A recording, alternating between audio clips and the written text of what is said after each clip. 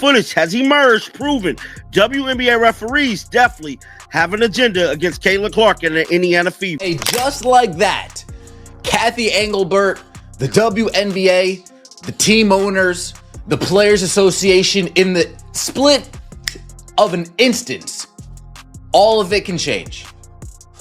In a split instance, all of it can change. If this injury does anything, it should be a wake-up call to the WNBA, the Players Association, the team owners, that just like that, all this fanfare, all this interest, all this newfound attention on the league can disappear. The WNBA just did the unthinkable and fired their commissioner, Cathy Engelbert.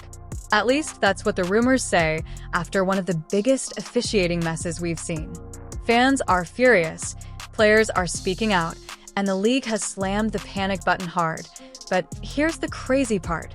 They're not just looking for a replacement. Behind the scenes, rumors are circulating that they've already locked in one, and believe me, this name is going to shock everyone. It's a true basketball legend, someone with championship rings, Hall of Fame status, and deep roots in the game. Someone fans never expected to see in the WNBA spotlight. If the whispers are true, this could be the biggest shakeup in league history.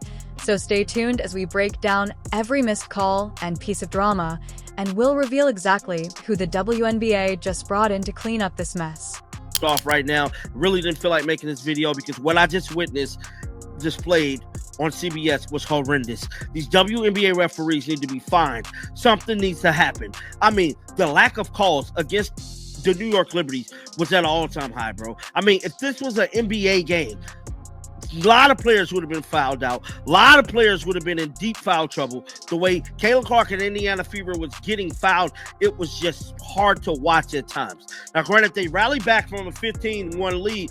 From a 15-point deficit. But, guys, I'm telling you right now, the referees are the storyline in this one, bro. And I told y'all, I stressed to y'all this offseason, I told y'all what it was. I say, if Caitlyn Clark and the Indiana Fever be successful, the referees is going to try to derail it. And that's exactly what happened in this game, bro. They derailed them from beating the New York Liberty. Let's go back in time.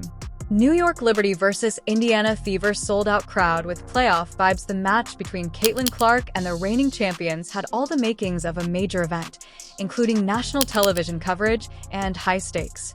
However, it started off as a ref show, and not in a good way. Clark was hacked almost every time she touched the ball, and Lexi Hall was whistled for a foul that actually never happened. It was the kind of call that makes you stop and wonder, are the referees watching the same game we are?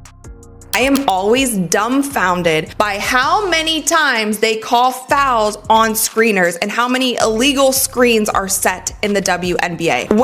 After the buzzer, Clark and Sophie Cunningham were enraged and chased down the official to obtain an explanation, but the referee turned away, walked away, and refused to interact. You could sense that this wasn't simply a difficult defeat, it was a turning point. Let's examine the figures. In a game decided by a slim margin of victory, the Liberty made 32 free throws while the Fever only made 15. That is more than double. Screening action down low. Clark has to get open. 1 second left. Foul right there. Boom. Clark doesn't get the shot off. Cloud locks her up. And New York comes into Indianapolis and takes the checkered flag. Now, look, Natasha Cloud, and I made a video yesterday. I told y'all Natasha Cloud could possibly be the reason. I hope not, but she could possibly be the reason Caitlyn Clark. That's not just a statistic, it's the result. And here's the thing. The Fever's 31-point free throw disparity during the first part of the season is a warning sign the size of Madison Square Garden. It's not just bad luck, it's systematic. Remember when Kennedy Carter blindsided her off the ball? It was the type of hit you see in the NFL, not on a basketball court, yet the referees called it a common foul. No flagrant, no tech, just a shrug. Caitlyn Clark has been taking more contact than any rookie should ever experience. Player safety is at risk due to more than simply subpar officiating. There could be an NBA referee scout at any high school game. And I know that was something that was going viral on Twitter when we were talking about the referee. Following the backlash, the league announced that the referees from the Liberty Fever game were suspended. This sounded like accountability, but insiders swiftly put an end to that. According to several reports, the commissioner, Cathy Engelbert, didn't lead that decision.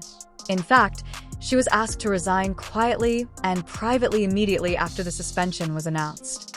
This wasn't just a slap on the wrist for the referees. Rather, it was a full-on political power play, and when Clark, the most prominent rookie since perhaps ever, began speaking out, it pushed the situation over the edge. Some claim that Engelbert was thrown under the bus, while others claim she lost the locker room long ago. This drama didn't begin last week. Let's go back to the previous season, when the Liberty, a fantastic team with a superb squad, were rightful champions and won the WNBA Finals. Cathy Engelbert then entered the court to give the trophy while wearing a dress that was blue and black, colors of Liberty.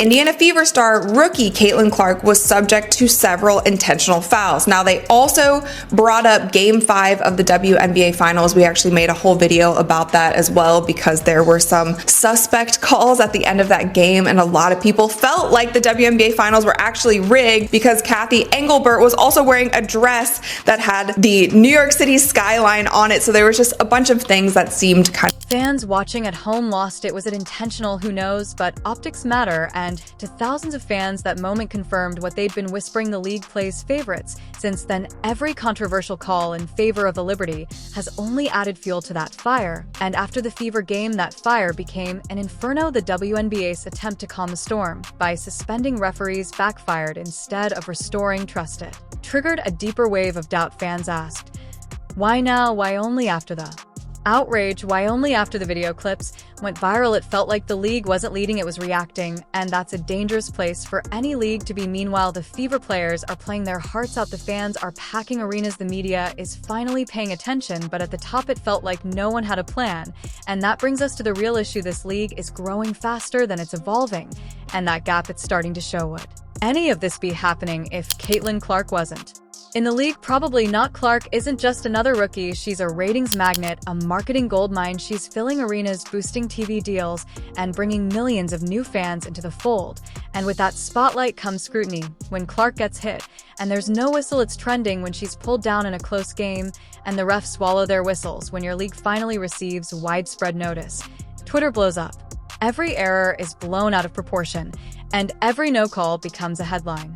For this reason, protecting your stars is not an option, it is a need. Let's move on to the media disaster. Cathy Engelbert was questioned on the harmful aspects of fan conduct on social media, particularly the racism, misogyny, and homophobia directed against Caitlyn Clark. During an interview, other players include Angel Ree. Her answer: she pivoted to marketing, called it a bird magic moment, said rivalries were good for business, that people caring even if they were hateful meant the league was relevant. Cue the backlash. Terry Jackson, executive director of the WNBA, slammed the comments. She said it plainly: there is absolutely no place in sport or in life for the vile hate, racist language, and misogynistic attacks our players are facing. Players like Breanna Stewart, Kelsey Plum, and Alicia Clark were vocal. They said Engelbert missed the moment, that she had a silver platter to denounce hate and fumbled it. Instead of protecting the league's values, she protected the brand. So here we are, the WNBA is finally in the national spotlight. More people are watching than ever before. The arenas are packed, the headlines are nonstop. But while the lights are bright, the foundation beneath is shaking. The officiating, it's broken. The leadership, it needs a complete rebuild, and trust, let's be real, it's hanging by a thread right now. Players are speaking out, coaches are losing faith, fans are asking the hard questions, and the league, it can't afford to stay quiet. And get this, it happened during that rough game against the Liberty, the one where she was getting bumped, shoved, and flat out hacked every time she touched the ball. No whistle, no protection, just more punishment game after game after the game. She told the team her leg was hurting, and they got her checked out. MRI confirmed it, quad strain. And this isn't the same thing from the preseason. This is new coach knowing how important she is to this club and this league. Look, Stephanie White made it plain that they would be extremely cautious with her. Since training camp, Caitlyn has been overcoming obstacles. She even skipped her first preseason game due to some discomfort. But now that it's getting severe, they must shut her down and give her time to recover. Not to be overlooked is her recent performance on the court, which includes 19 points per game, 6 rebounds, and 9 assists. She's running the show in Indiana, and now she's out possibly for 4 straight games. This is a big deal not just for the Fever, but for the whole WNBA. When Caitlyn's not on the court, the league feels different. She brings the energy, the attention, the highlights. And without her, you can already feel the drop-off. So now the question is, how does the Fever bounce back? Who steps up while their leader is out? And can the league keep this momentum going? Without its biggest star active, hopefully Caitlyn comes back soon healthy and ready to go, but until then, the WNBA just got a whole lot more unpredictable. All right, back to what we were saying now. Let's talk about the name that's got everyone buzzing behind the scenes, the name that's popping up in text group chats and front office whispers all across the league. Who's stepping in to clean up this mess? Who has the guts, the clout, and the vision to steer the WNBA out of controversy and back into the spotlight for the right reasons, according to a number of sources? The WNBA is aiming to bring in a game-changer rather than merely finding a replacement. Larry Bird is someone who embodies basketball and not only understands it, but also commands respect from the time they enter the room. Yes, you heard correctly, Larry Bird, the legendary NBA Hall of Famer from Indiana, the man with ice in his veins and a basketball IQ that changed the way the game is played. He's not just a former player, he's a cultural icon, a straight shooter who built championship teams with the Indiana Pacers, and who understands what true leadership looks like on and off the court.